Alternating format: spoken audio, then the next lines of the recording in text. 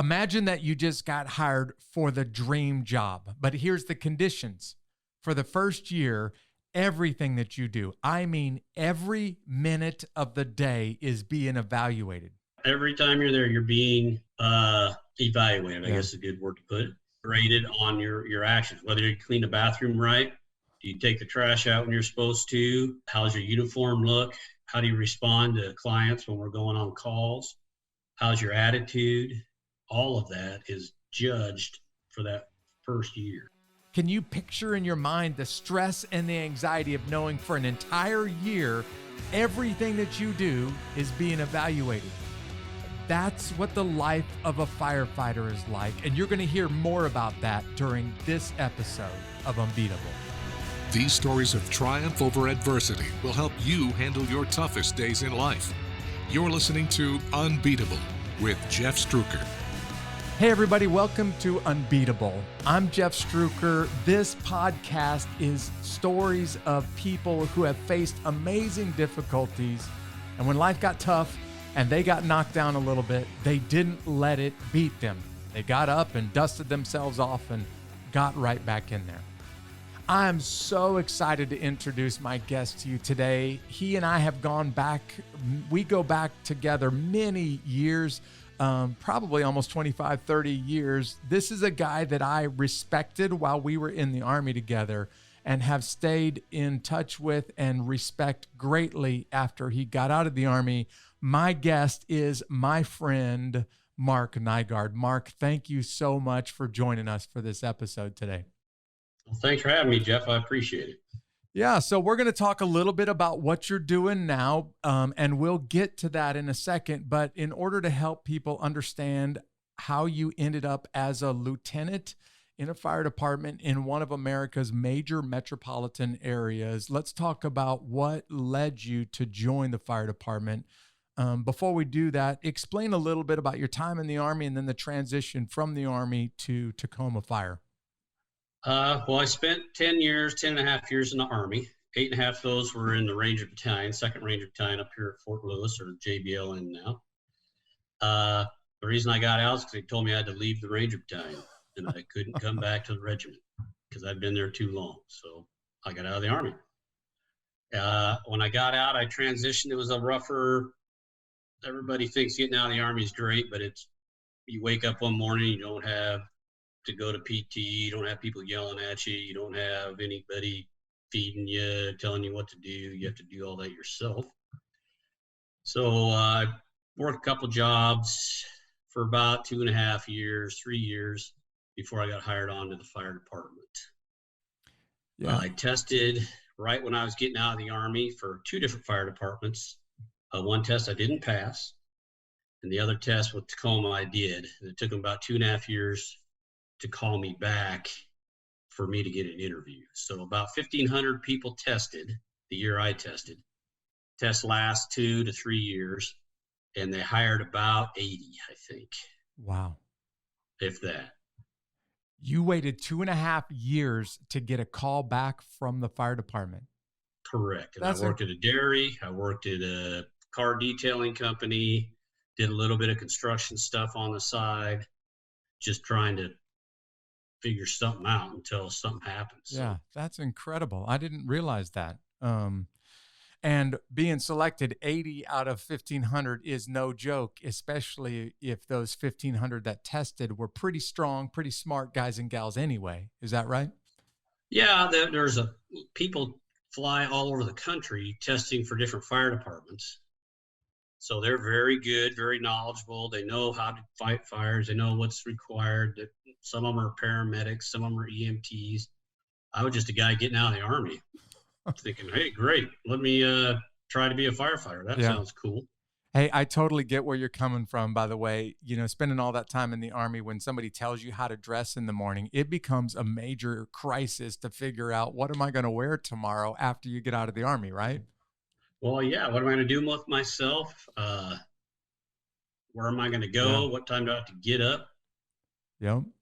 So why not join the fire department where they tell you how to dress, right? Because that's just one less thing that I have to think about tomorrow morning. Well, that and the schedule was pretty appealing. camaraderie I liked and like today. So things like that. Yeah. Well, so you just started to answer my first question. My first real question for us is why the fire department in general? Why Tacoma Fire? Are you from the Pacific Northwest? No, my dad was a pastor, and we moved around a lot when I was a kid. Lived in Washington for 12 years, but I was born in Illinois, and I graduated high school in Illinois. But I only lived in Illinois for 5 years, so figure that one out. Yeah. But I was here at JBLM with the Ranger Battalion, and I got out here, and I just stayed. I tested with West Pierce Fire, and I just got back from Thailand before that test, so I didn't study very much, didn't pass. And then I tested for Tacoma Fire. So those are the only 2 fire departments that I tested for. Yeah. So the reason I chose Tacoma Fire is because they hired me, pretty much. All right. Yeah. So for the listeners, Mark was stationed in this elite special operations unit up at this joint base. It's now called Lewis McChord. Used to be an Army base and an Air Force base right next to each other. They just melded into one, and they just call it now Joint Base Lewis McChord. So he just left there right outside of Tacoma and tested for the fire department, waited about 2.5 years. When you get the call and they accepted you, tell us the process. What does it look like to become a firefighter at Tacoma Fire? Well, the call is just a call. Mm-hmm. I also had to go down and do a physical abilities test and do a oral interview. So tell us about the physical abilities test. What are they testing you for? Well, back then it was a different type of physical abilities test than what they do now. Now they're doing a CPAT, which is standardized testing for fire all across the country. So if you want information on that, you can look up CPAT fire testing. And that will give you what type of testing that is. Back then it was, you had to start a chainsaw and carry a fan up 4 flights of stairs and hang it on a window and raise an extinguisher out of a window up the 4th flight, bring it in, raise a ladder, do some chin-ups, stuff like that. Luckily, I was still in pretty good shape because I just got out of the Army a couple of years prior to that. Then you had to go through an oral interview. And so they graded you on your oral interview, graded you on your on your physical abilities test. And then they took your written test and they combined it all into one score. And then you were ranked based on those scores. Now, people that were military had veterans preference. Mm-hmm. Unfortunately, I didn't because I tested when I was active duty. So I didn't have a DD 214 in my hand when I applied for Tacoma Fire Department. Uh-huh. So I didn't get a 10% bump in my scores, unfortunately. Still worked out. So you had to earn it the hard way is what you're saying. I guess so. Luckily, I tested high enough, and they hired 2 classes at that time from the list that I was on.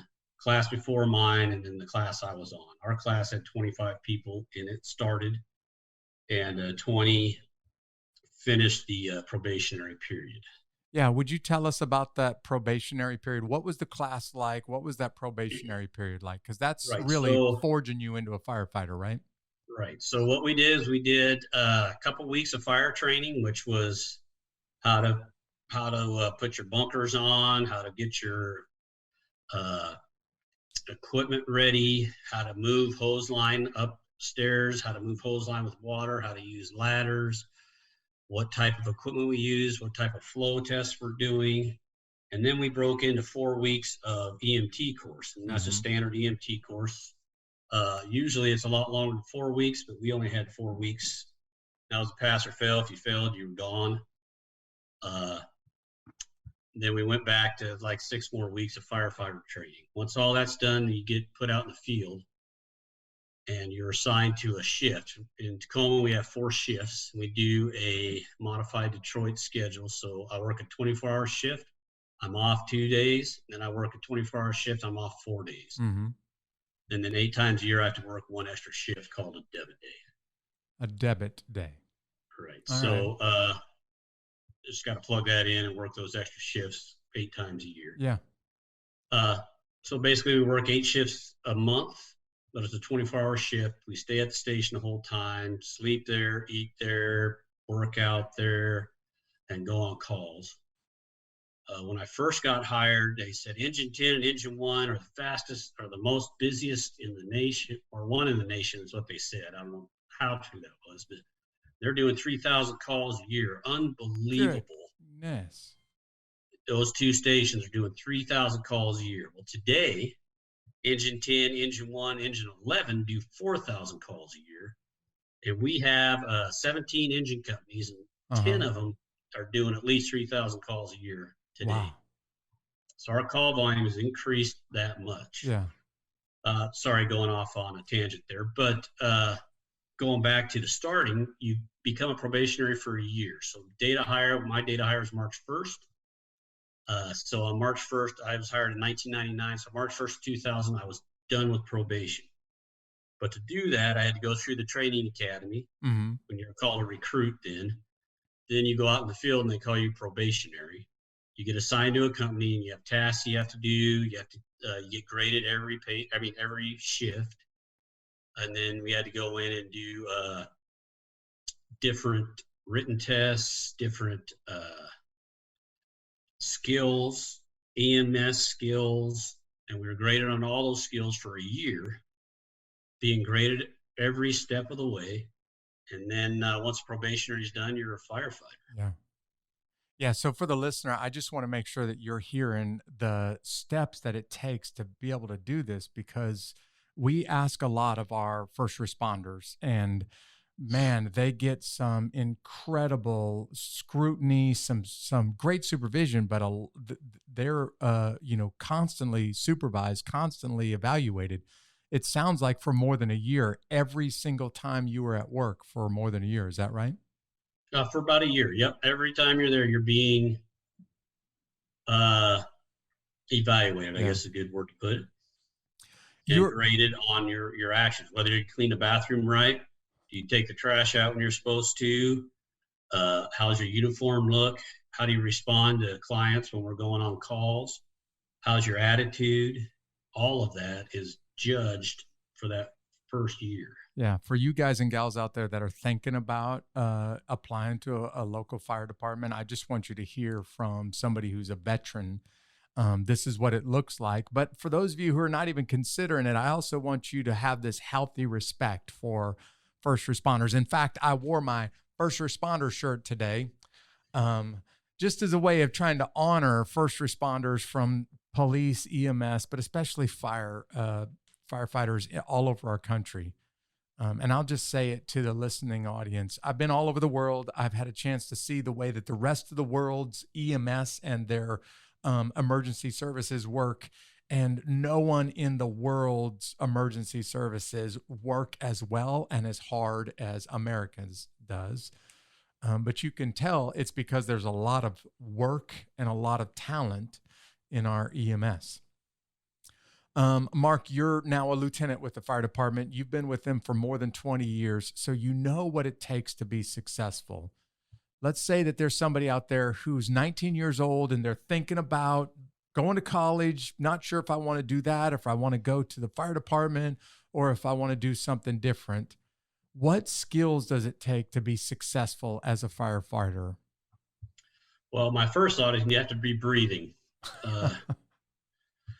But you have to have a good attitude. Sometimes a younger person will get hired and not realize how good of a job they've got. And so 5 years, they get hired, they're 20. 5 years later, they say, this job sucks. I'm like, well, go dig a ditch for a living and see how bad that is. Yeah. You have an amazing job. So have a good attitude of, okay, I'm young and I need to listen to the people that have done this before me. Just like in the military, you want to listen to your squad leader, listen to your platoon sergeant, learn from those people, learn from the firefighters. There's good firefighters, there's bad firefighters. Pick the good ones out, get in their back pocket, and learn. We've got a guy who's been on for 40 years.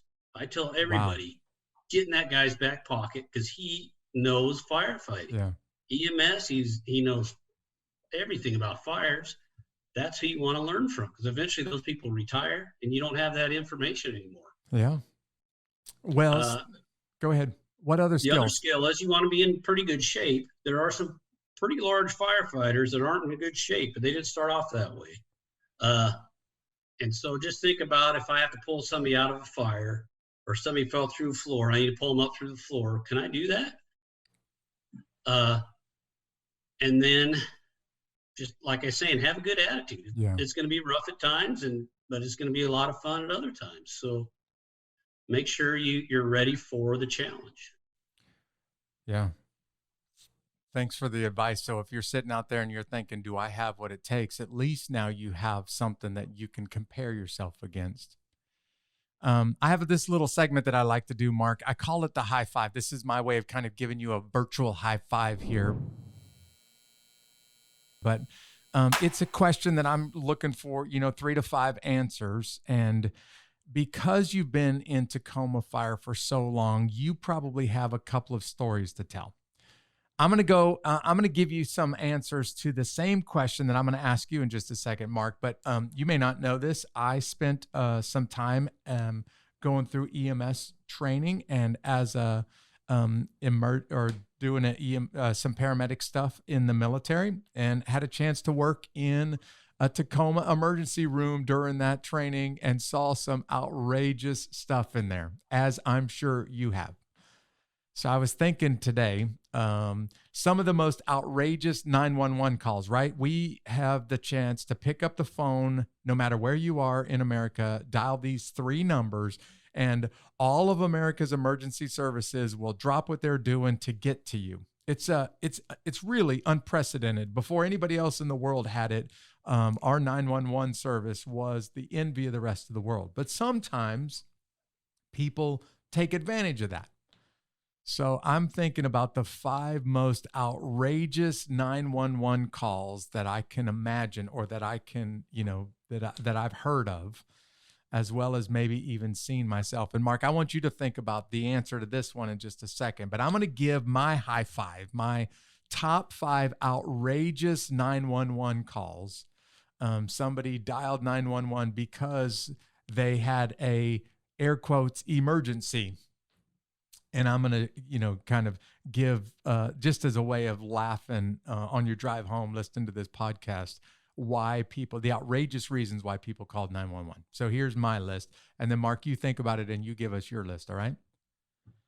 Okay. So true story. All of these are true events. People really called 911 for this. There was a very wealthy surgeon's son who was drunk after a party and dialed 911 because he didn't want to get a drunk driving arrest. He needed a ride home.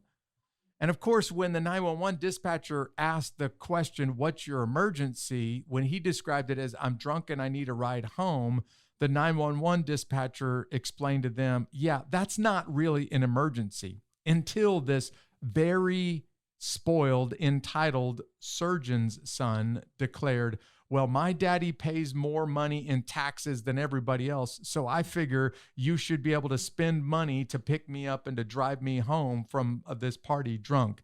That was the reason why he called 911.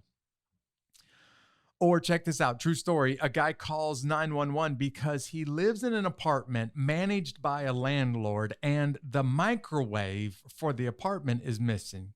Now get this, it's not his microwave. It belongs to the apartment and it belongs to the landlord. And the landlord came back into the apartment and took the microwave, which prompted this resident to call 911 and tell the 911 dispatcher that his house has no microwave. The police showed up, tried to figure out exactly what was going on. When they realized that he called 911 just because the microwave is missing, they were about to cite him, as you can well imagine, Mark. And he said, well, I called 911 because it really is an emergency. I'm hungry and I need a microwave to prepare my food with. So that's why I called 911. Or how about the lady who called 911 on her phone? On an iPhone, when you try to dial a couple of times and you can't get a dial, it brings up this 911 prompt. And she used her iPhone, the 911 prompt on her iPhone, because she couldn't remember her phone's passcode. And of course, called the 911 dispatcher because she needed help unlocking her phone. Love this story. There was a lady who called 911 because she has a little stream rolling through her backyard. It's winter time. There were some deer in the backyard munching on the dried leaves and trying to find something to eat when they got spooked, and they jumped into the stream and swam across the stream and ran up the hill on the other side. Well, she calls 911 because she's convinced that the deer are cold and they need somebody to warm them up now that they've jumped into that cold water behind her house. But the most outrageous call I've ever heard for a 911 dispatcher is a lady, and you got to give this lady credit, a mom who has a child that has a peanut allergy. And of course, anybody who has a peanut allergy knows how serious, actually how deadly that is. But a mom called 911 because she just got a package in the mail. The package came from Amazon, and instead of having bubble wrap, it had packing peanuts. And she was sure that this was going to cause a medical emergency for her child, the styrofoam packing peanuts in the Amazon box. That's my high five most outrageous calls to 911. How about you, Mark? You've heard a couple of these outrageous calls. You've probably been on an outrageous call or two. So tell me a couple of examples of this. Let's see. First one I can think of is a guy called 911 because his keys were locked in his car. Years ago, we used to go to lockouts and unlock the car. The ladder company went. There was no one around. They're like, all right. And they left. Guy calls back and they said, we had somebody there. Where are you at? Well, I'm in a movie. Come back in 2 hours. No, we're not going to come back in 2 hours. Yeah. Can you come back? Don't ruin the end of the movie. Come back when the movie's over. I'm watching the movie. Wait for me to finish. Yeah. That's not an emergency. We had a lady call for a medical emergency. We got there, went inside. What's going on? Well, I'm out of suppositories. Awesome. I need you to go to the store and pick some up. Perfect.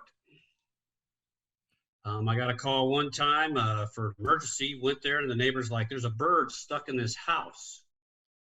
The bird is inside the house. Yes. Apparently the people were gone, and somehow a bird got in there. The neighbors were worried that a bird was stuck in a house. Wow. And I'm like, yeah, that's terrible. Of course, we've had cats and trees. I haven't had that in a long time. I'm not on a ladder company anymore. Probably one of the weirdest calls I've had was a dog stuck in grave. In a grave? And so we go to the graveyard. And we're like, hey, what's going on? And these two ladies were there. They said we were prepping the grave the night before. They dug the grave and put plywood over it. Plywood slipped, and the dog fell inside the grave. And I thought, and I was a low person on totem pole. So like, hey, you're going in the hole. And so I thought, here's going to be a Rottweiler foaming at the mouth. It's going to be ugly. I'm going to get bit. So they just lowered me in the hole, and it was a little lap dog, basically. I just lifted it up. Today, since that's over 4 feet tall, you have to call it a tech rescue because that's a collapse zone. Really? But back then we didn't have that. So they just threw me in the hole and then picked me up and had me reach out. So that's probably my five. All right. Some of my five weirdest calls. Hey, for all of you who are out there listening right now, if you live in the United States, you have this unprecedented emergency services at your disposal by dialing 3 simple numbers on your phone. Please don't call because of packing peanuts or because your keys are in your car, but you need to watch the rest of the movie. Please just wait until it's really an emergency. Don't send people out there for something like styrofoam packing peanuts or your dog fell into a empty grave. Let's get back to the interview, though. Mark, I want us to get serious for a little bit because you're in a really serious line of work. So I want you to talk about the physical and the mental stress of being a firefighter. You've done this for decades. Describe to people that haven't done this line of work the stress that it can place on you physically, having to be fit enough that you can handle all of the gear and in a burning building, but also talk about the mental stress of the job, will you? Luckily, God provided me with a pretty good physique, so I can handle physical tasks pretty well. I don't have to work super hard at it. So for me, the physical portion isn't overwhelming. I'm way out of shape compared to what I used to be, obviously. But there are some people that struggle with that. And through the years, the fire service has been pushing, hey, we need to keep people in shape. So they're buying equipment at stations, suggesting people work out, providing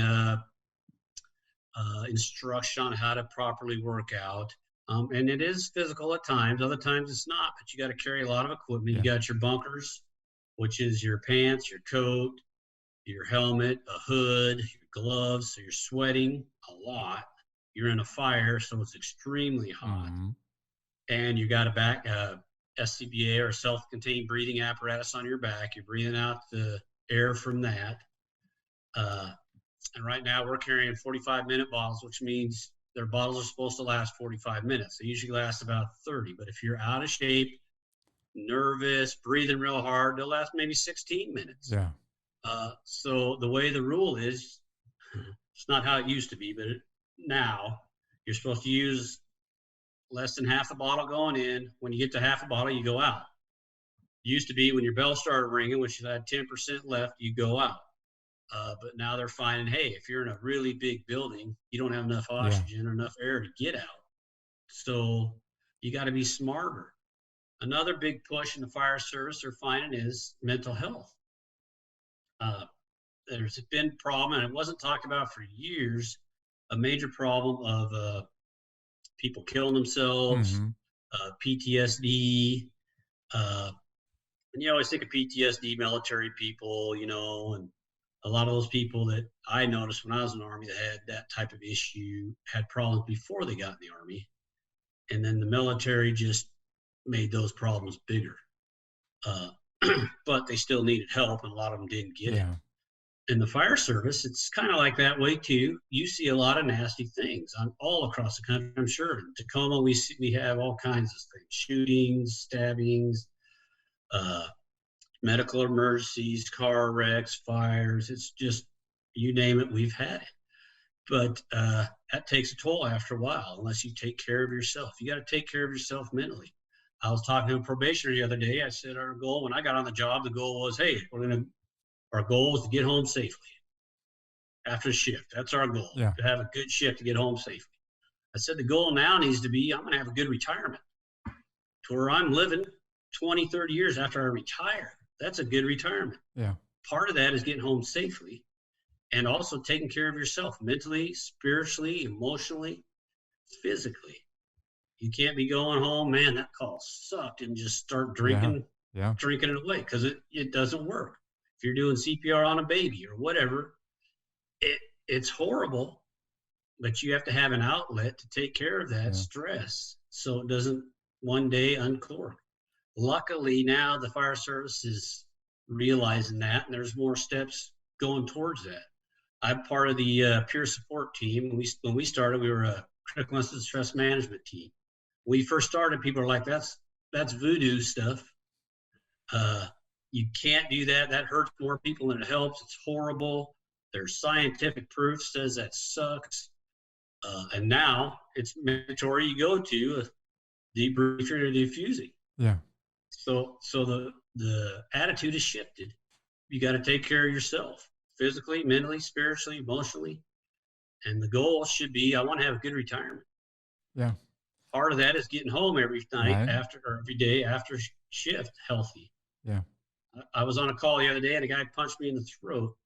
It wasn't a bad punch, but you just got to it's just part of it. Got to be keep safe. And my initial thought was, all right, game on, here we go. But luckily, my driver, she said, hey, this is an emergency situation. We need to leave, which snapped me back into, hey, there's more people besides me. We're out. Yeah. We got in the engine. The guy picked up a rock about the size of a fist, threw it right at the engine. He was, Wow. on some drugs or something. Threw a couple other rocks at it. We drove away.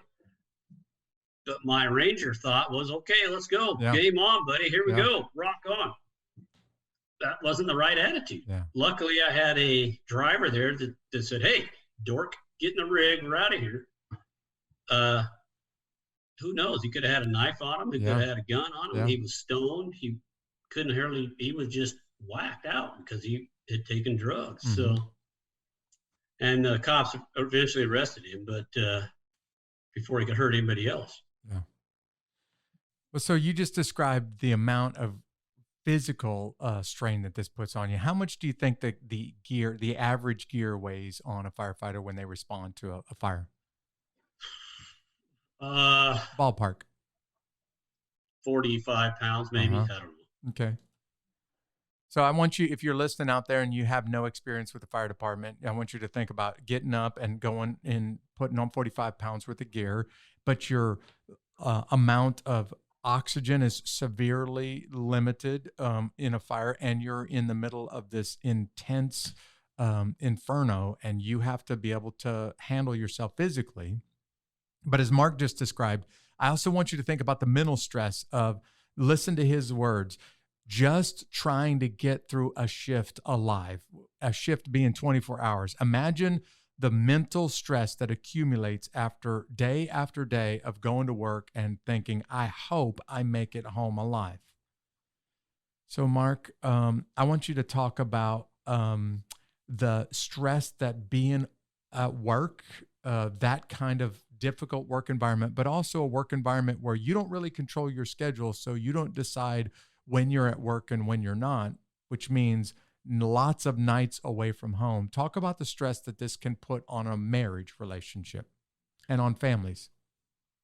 It takes a while to get used to, because you're gone a lot of nights, but you're also home a lot of nights. Mm-hmm. When my son was young, he said, Daddy, when are you going to get a real job? When you work every day?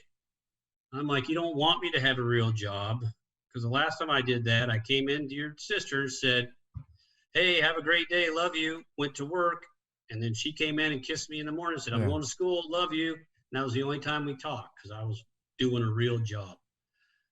But there is some stress in a marriage, and not as bad as the military. Divorce happens in fire service as well. But if you've got a good wife, which thank the Lord, I got a great wife, you work through it and you get used to it. And I'm sure it's stressful for her every time I go to work. Well, what's going to happen to him this time? Yeah. Who's going to punch him in the throat today? Well, exactly. Luckily, I've only been hit. That was only the second time that I can recall I've been punched or slapped by on an EMS call that I can remember. But you got to have a good wife and a good supportive wife, especially that first year, because you're either studying or at work or talking to people about how to pass a test or something. You've got to have a great support system. If your family's not going to be supportive for you, it's going to be tough. I'm going to be honest with you. Yeah. Look, I've been asked this question many times, and Mark, you can speak to this with some experience. People ask, okay, I don't get how you do this being away from home and keeping your family together.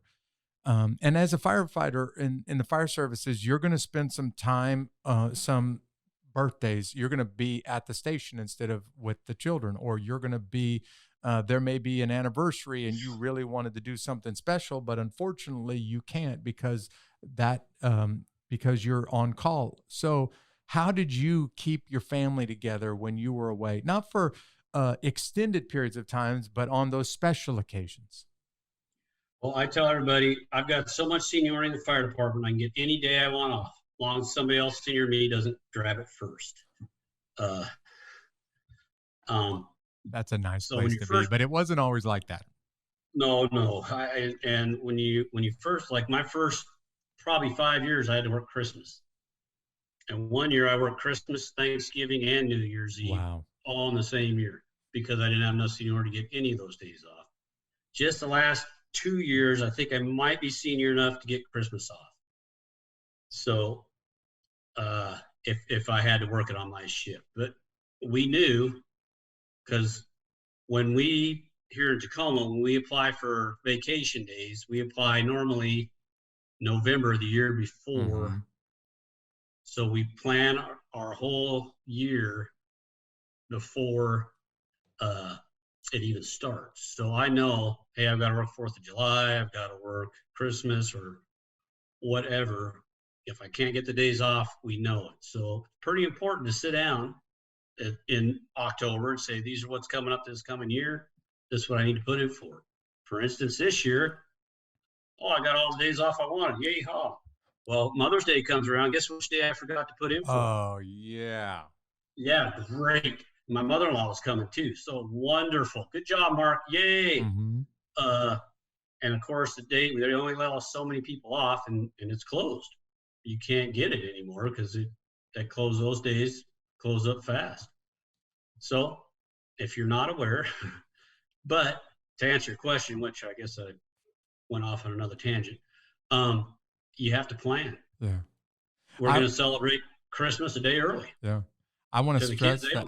Yeah, I want to stress that with all the listeners. Listen, of course, people are going to shoot their hand off on the 4th of July, and you need the fire department, the EMS services to be there for you when you call 911. But I want you to remember, on Christmas, when your tree catches on fire, there are people that are not with their families so that they can come to your house and respond when you call 911. We really do have the first responders that everybody else in the world envies because of the dedication of guys and gals like Mark, who are there for you when you make the phone call, no matter what day of the year, no matter what time of day it is.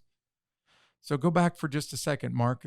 Those important days, you missed some of them with your family. How did you keep your relationship strong with your children? How did you keep, because I'm thinking about that salesman who's on the road a lot. I'm thinking about that guy or the gal that's in the military that's gone for stretches of time, and they're saying, I feel like by doing my job, I'm losing my family. By hanging on to my family, I may lose my job. So tell them, how do you handle that tension? Well, it's about priorities, for one. Where does your family come in your life priority? Unfortunately for me, I've been through divorce. Mm-hmm. Not because of my schedule, but because of other issues. Yeah. But that happens. But you do have to give a priority. When you're home, you got to be home. Somebody told me one time, when you're at work, you're at work. But when you're at home, you're at home. And I learned, okay, but when I first started, we didn't even have email that you could check. Yeah. Now you have, if you don't check your email every once in a while, you have 600 messages. So I check my email once a day. Other than that, I don't do too much fire stuff when I'm at home. So I want to be with my family. If I don't show my family their priority, then they're going to realize, hey, Dad doesn't care about me. I hope if you're listening, you're hearing this great piece of advice. Somebody said the same thing to me a long time ago. When you're at work, be all the way at work, give it everything that you got. But when you're at home, Jeff, be all the way at home and give your family everything that you got. And don't have your mind at work when your body's at home with your family. And that's the reason why I still got a relationship with my family. So thanks for that advice, Mark. Let's get serious for a little bit. You see some pretty intense stuff as a firefighter. I'm going to go off script a little bit, but I want you to talk about the times that don't describe the scenarios necessarily, but I'm certain after spending the amount of time that you have in the fire services, you've lost a firefighter or two. Tell us about how do you respond to that loss? Luckily for Tacoma, we haven't lost too many firefighters. The last firefighter that died on the job was about 6 or 7 years ago, and he had a heart attack, which, by the way, heart attacks is #1 killer of firefighters right now. but he had a heart attack while on a scene. I was not working that day, but that hits you pretty hard. Wow, one of our people just went down. They worked them as much as they could. Yeah. They so the problem was they were on an EMS call with, I believe it was another cardiac patient, and then this firefighter had a cardiac patient, so they have two cardiac patients at the scene. You can't just stop working on the other person and say, hey, we got a firefighter hurt and we're going to go take care of the firefighter. You have to take care of both. And unfortunately, this individual passed away. It was horrible. And at that time, we really didn't have a system in place that, okay, here's the steps we want to take as a department to deal with this type of situation.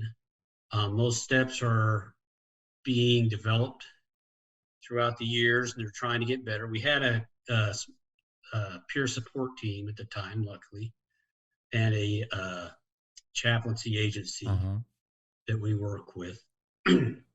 So they were there for the firefighters. Our union did a great job of having the union hall open up. People were able to come in, have camaraderie with everybody, talk about what's going on, how to deal with it, which is a good thing because you can talk about, hey, how do we deal with this stress? You're not by yourself. Who needs, people are stepping up, who needs shift work? People on scene, do they need time off? I'll work for them so they don't have to take vacation days. So it was a good team environment, even though it was a horrible, horrible event. People were stepping up to be there for each other in their time of need.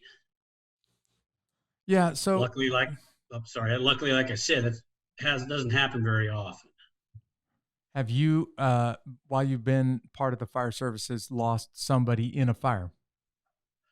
No firefighters we've lost in a fire. We've had civilians that have passed away, but no firefighters since I've been on. Thank God.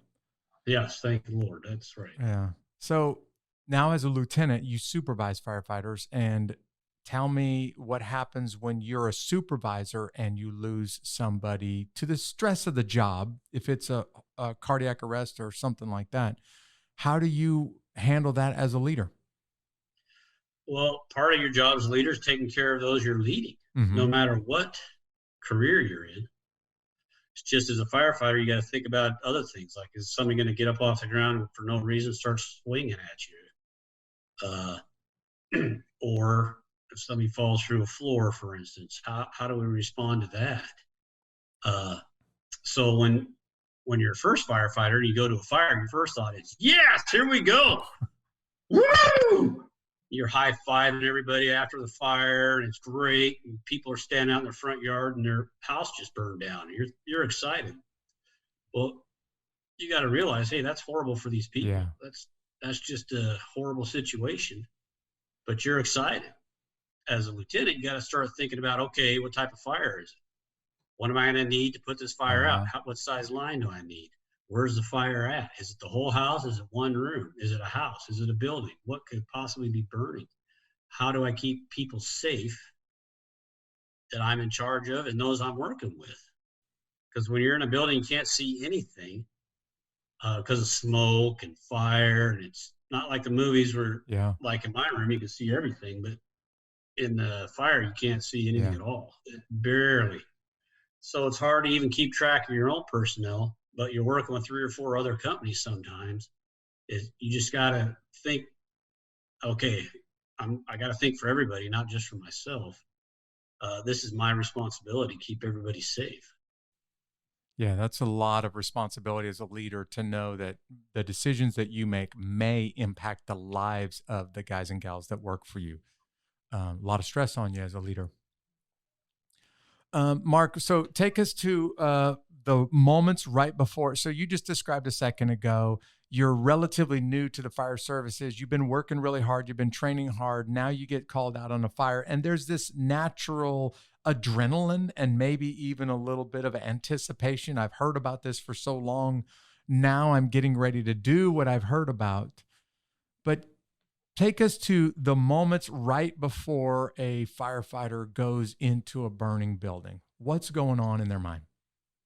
So if you're first into a fire, a house fire, let's say, you stand at the front door.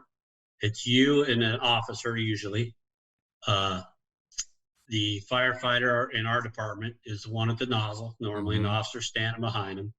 First thing that happens, the firefighter or the officer should do a 360 of the building if they can. Run around, what's going on, where's the fire, what are the things, is there a basement, is the fire venting, is there smoke, what color is the smoke, is it puffy, where's it coming from, is it free flowing? While that's happening, the firefighter calls for water, stretches the line in the front door, calls for water. And their job is to make sure they got the air pack on, make sure they're ready to go into the fire. They got all their equipment on. We now wear hoods. I've been doing it for, decades, but some departments still, I guess, don't. And so is your hood up? Is it covering all your skin? And then they're supposed to open up the nozzle, test to make sure you got pressure, make sure you got volume, and make sure you got a good pattern. And then you test the door, see if the door is hot or cold. You can do that by using a little bit of bear skin, pull your glove back, and checking the doorknob, because that's metal. So if the door's hot, that metal will be hot next to your skin. If the door, you'll crack it open, if there's a lot of pressure against the door, you want to be careful, because that means the fire's pressurized. When you introduce new oxygen, it might explode. Yeah. So there's other options you go to.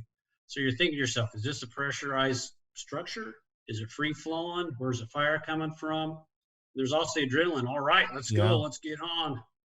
So you got to calm yourself, because you have to do your job. We want to do a fire one time. It's myself and the nozzleman.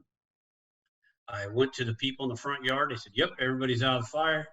We go in. We start putting water on the different flames, and the whole bottom of the house is on fire. Next thing we heard was, help, help, help. And the nozzleman froze.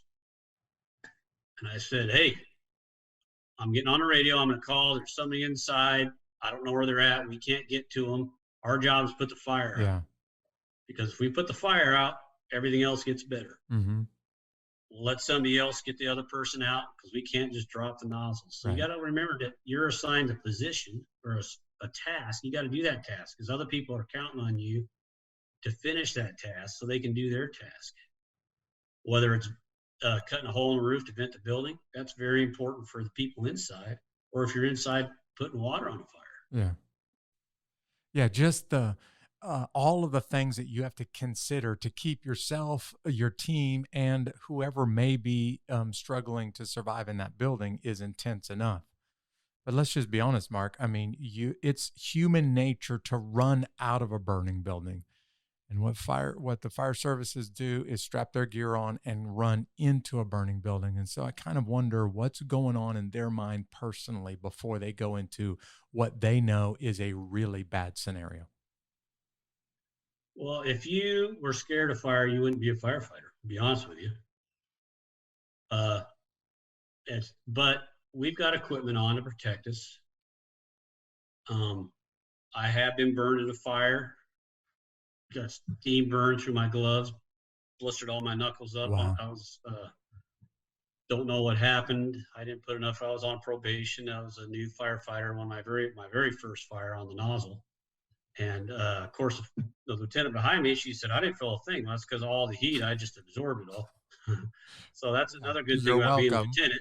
Yeah, another good thing about being a lieutenant is you can stand behind the people absorbing all the heat. Yeah. But you're ready for that because you train for it. You have the equipment, and we're trained not to get in areas that are going to be so bad that we can't handle it. That doesn't mean it doesn't happen at times, because things can change very quickly in a volatile fire. Thankfully, it hasn't happened to me yet, and hopefully it never does. But you got to be prepared for it when it does. And now the fire service is getting more in line to practice Mayday calls. We never used to practice that before. Now it's becoming standardized. How do we rescue somebody that needs a Mayday? So describe a Mayday call for somebody who doesn't recognize that term. So it's become standardized throughout the fire service that if somebody is having an emergency, you're lost, disoriented, you're separated from your crew, you're running short on air, you're hurt, there's been a catastrophic building failure, something of that sort, what do you do? Well, it was been decided you call Mayday. And now, at least in our department and other departments across the country, the smart thing to do is say, hey, Mayday, Mayday, Mayday. Mm-hmm. Hey, whoa, okay, we got a Mayday issue here. What's going on? And so our mentality is, I'm not going to call a Mayday. I'm not going to be that person. Forget that. I'll get myself out of this situation. Well, by the time you do call a Mayday, if you have that mentality, it's too late. So you have to learn to call. It's a retraining of ourselves. You have to learn to call early, and if it happens, it happens. Don't wait, because you run out of air in a fire. That's it. Yeah. The second you breathe that gas in, it's just you're a goner. Yeah. So you got to call early. We had a guy one time in Mayday was calling out, and they go, "Oh, great.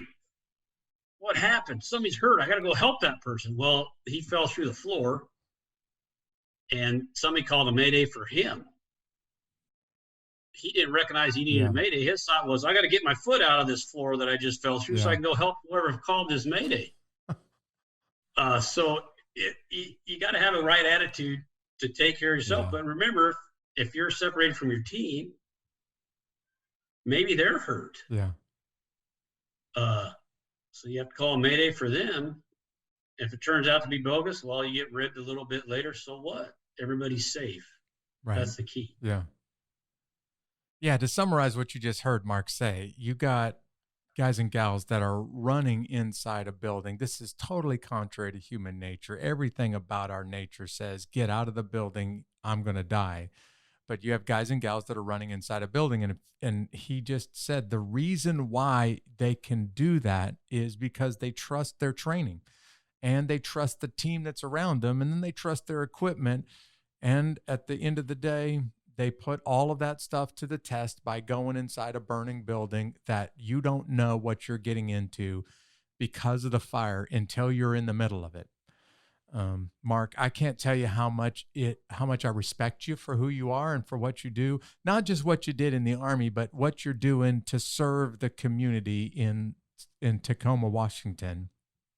Well, thank you. I appreciate that. But not just you. I hope the listeners will go away remembering what you just heard. He said that their stations get 3,000 to 4,000 calls a year. And the fact is, if you pick up a phone and dial those three magic numbers, 911, you're going to have some of the most talented and dedicated people on the planet that will drop everything and put themselves at risk, like Mark has for many years, for you. And so, Mark, today, this broadcast is just one way of me trying to honor the first responders all over America. Thanks, man, for who you are. Thanks for what you do for the community. And thanks for what you've done for our country. Yeah. Thank you. And thanks for what you do as well. Yeah, I very respect you very much. So, well, thanks. It's mutual. You've always been a good friend. So thank you very much. All right. Well, hey, everybody, I want to thank you for joining us for this episode. Thanks for listening at home. If you're new to Unbeatable, don't forget, you can find this podcast on social media everywhere. Just search at Unbeatable Podcast on social media, or you can join the Unbeatable Army by going to unbeatable.com. Thanks so much for being with us today. Don't forget what you heard from Mark. When life gets hard, when you get knocked down by circumstances, keep in mind that you're not going through this all on your own, that you got a team of people around you that will help you get up, dust yourself off, and be unbeatable. See you next time. God bless.